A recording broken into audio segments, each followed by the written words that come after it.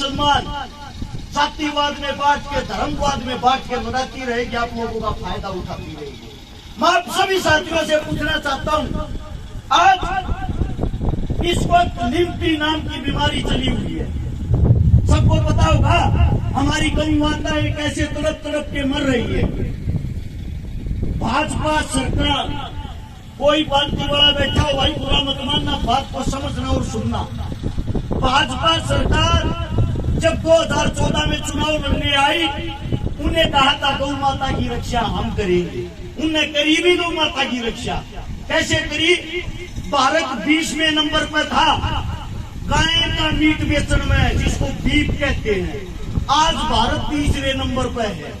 या रक्षा करी।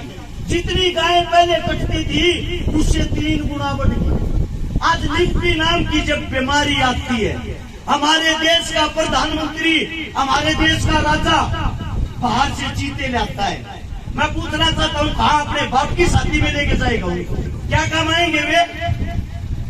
उनके पास इस बात का कोई जवाब है? क्या कमाएंगे उनके लिए वे? हर जगह बस उनको एक ही काम है, इस लोगों को आपस में लड़ा दो, भिड़ा दो, हिंदू मुस्लिम करा दो, उसको उसका दुश्मन बना दो और तुम राज करते रहो।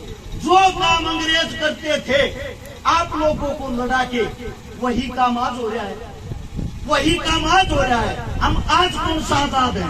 आप सबसे पूछना चाहता हूँ, आप अपने आप को आजाद मानते हो? देश को आजादी 47 में मिली थी, 1947 में। उसके पूरे 4 साल बाद 1951 में शहीद चंद्रशेखर की माता जी की मृत्यु हुई थी, देहांत हुआ था। चंद्रशेखर की मां, नाम देखो कितना बड़ा, देश का क्रांतिकारी योद्धा, उसकी माता जी की मूर्ति तक नहीं लगने दी थी आप लोगों की सरकार ने, आप लोगों के प्रधानमंत्री ने। पता है क्यों? इसलिए अगर इसकी मूर्ति लग गई, लगने के बाद इनकी क्रांतिकारी विचारधारा फिर ऊपर आ जाएगी।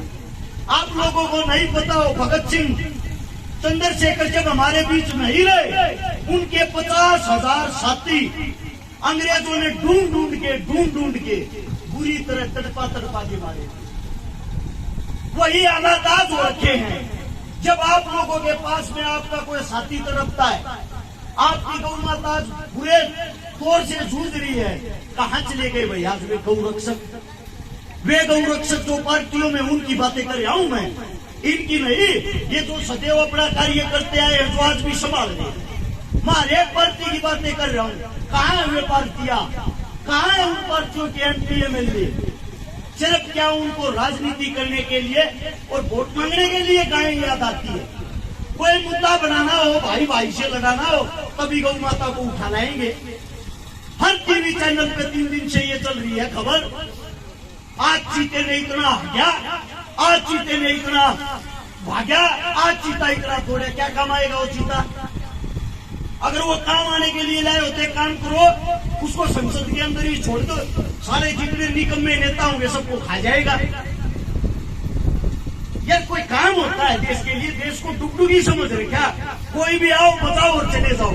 हमारा इंसानियत के नाते धर्म बनता है। आज हमारी गौ माता खतरे में है, तो सबसे पहले सारे काम छोड़ के हम सबका, जो अपने आप को हिंदू कहता, सच्चा हिंदू, उसका फर्ज बढ़ता है। गौ माता से बड़ा उसके लिए कोई फर्ज नहीं। सबसे पहले अपनी गौ माता को बचाएं। आपके घर में 100 रुपए हो, 200 रुपए हो, 500 रुपए हो, इतने रुपए में आप लोग गरीब नहीं होते। कोई 300 रुपए की दिहाड़ी भी करता है ना, अगर एक दिन की अपनी दिहाड़ी दे देगा, वो गरीब नहीं होता। आप मंदिरों में भी तो दान देते हो, मस्जिदों में भी तो दान देते हो, गुरुद्वारे में भी तो दान देते हो। आज हमारी गौ माता दान मांग रही है, हमारा हक बनता है हम उस गौ माता को दान दे। और सबसे पहले भाई कमेटी वालों को एक बात मैं कहना चाहता हूँ, सबसे पहला दान 5100 रुपए का अपनी जेब से मैं दे रहा हूँ। कोई भी आके स्वीकार कर ले, मेरे मुख से कोई गलत बात निकली हो उसके लिए मैं माफी चाहता हूँ। और पास की गौशाला से शायद कमेटी आई है, पाड़ी गांव से कमेटी आई है भाई। 5100 रुपये इस गांव को, 5100 रुपये उस गांव वालों को दे रहा हूँ। आपका बच्चा हूँ, आपके बीच कहूँ मैं, कोई नेता मंत्री तो हूँ नहीं।